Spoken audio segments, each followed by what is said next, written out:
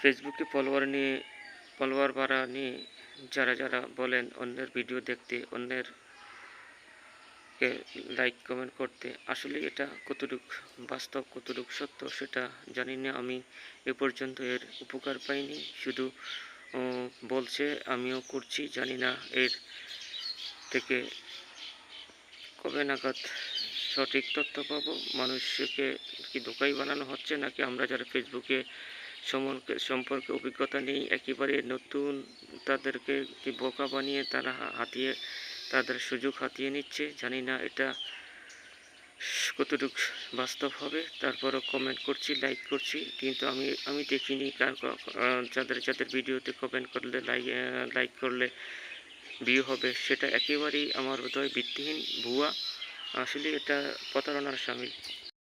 আমি বলবো এটা শুধুই প্রতারণা ছাড়া আর কিছুই নয়।